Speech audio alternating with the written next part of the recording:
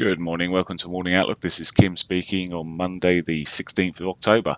So looking at the euro dollar first, then, well, last week looks by the end of it, it confirmed the sort of more of a bearish potential on this market. It's already broken the original trend that was running up there on the dailies there. We came back, we tested the monthly pivot, and it's had a couple of tests of that area and rolled over.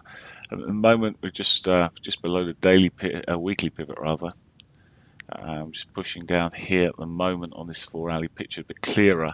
Strong push up early in the week there, but obviously couldn't hold on. Just looking at where we are at the moment, as I say, it's well, we have got daily pivots above us, and we're already down. Already down to the S1. It'll be interesting to see how it reacts this morning. I'll possibly be looking to sell into the 60, back into that 60.21. I know it has been chopped through, but may be potentially tempted to sell into that sort of zone. We'll have a watch as it runs through the morning. Already sold off a fair amount since the opening of the Asian session there. At the moment, I'm erring bearish, but we'll play the market as it shows its hand this morning. Okay, but let's have a look at the pound dollar. Pound dollar again. It's last week, but it seems to have held up a little bit better. It's had a bit of a sell-off on the. It had a little gap up by looks of things on that, but it may just be the news there. But actually, it doesn't look too much of a gap here. Still erring. It's again here. On the 4-hourly, we've broken that 4-hourly 50. Higher lows going in there, but it does seem marginally a bit more bullish there. Sitting just sort of sitting around just below its daily pivot at the moment. Now it has got a weekly pivot below, which may draw the price. Just looking at what's going on here, lower high, lower low in this hourly, this short time frame. If it starts breaking maybe that hourly 50, would probably give me a signal that it's going to roll over some more, probably push down some more. Break of the trend that's sort of sitting between this sort of couple of hourly bars here, maybe, well, pushing back up towards Friday's highs there, and the R1 maybe up to that 33, 38 sort of zone. It, as I say, it does look marginally stronger than the way the euro dollar looks there. So look at dollar yen. Dollar yen. Okay, so the yen's making some leeway against. They continue to push against the US dollar here, heading back towards its monthly pivot at the moment. Let's just 4-hourly. So last week, really, I'm just looking at the picture of last week on this 4-hourly chart here, and it's sort of lower highs, lower lows. Bit of a bitty old day some days, and for some quite long periods, there was some sort of almost sideward chop there.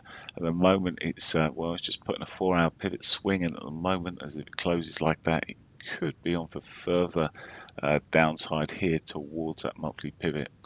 Any rallies? Well, we have got the weekly pivot above there, above where price is currently sitting, but I'm erring on the bearish side there, and it just really may be looking to sell into any rallies on the yen. Okay, Aussie dollar. Whoops, press the right button. There we go. Aussie dollar. Okay, so through the Asian session there, it's already, well, it's holding its own there actually. I'm just looking, Friday it started pushing back up towards the monthly pivot, and that may be a bigger draw. It's sort of, so Friday, most of last week, it was pushing towards that monthly pivot, and it looks like it could be a near-term target now. With its sort of bullish flag that's sitting there, it's looking more bullish than bearish at this juncture, and certainly it's above its daily pivot. So looking from where it is at the moment, I would may suggest it will continue in this route back towards that Friday's high, last week's high. Friday was high, last week's high as well. So it looks that way at the moment. Any breakdown of the daily pivot, well, then the weekly pivot sits below, and it could be a reasonable target on the break of that But at the moment, it's the easier route looks like to the upside on the Aussie. And finally, Canadian dollar. So Canadian dollar is just flatlining really over the last couple of weeks. It's not really moved too much in real terms. The trend seems to be more of a chopping zone. Last week then it just broke my original trend line I had put on there on this 4-hourly here. It handrailed that, then dropped off. Very choppy at the moment. If anything, it looks like with this sort of pattern it's putting in with this sort of slow rising movement, it looks like it's more bearish than bullish at the moment. And looking at the market here on this hourly, well, we're below the weekly pivot, daily pivot at the moment. Let's just see if it starts breaking. Look, there's probably a couple of trend lines we could be drawing. It's already broken the more near-term one this morning on this move here. But if it breaks that 50, maybe we could see further downside towards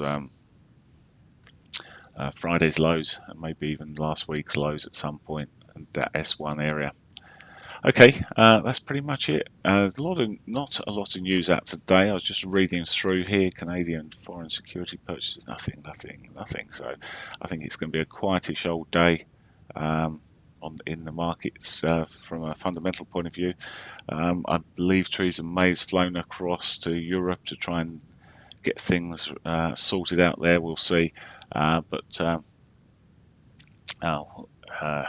that may create a bit of volatility later in the day with the pound, euro maybe.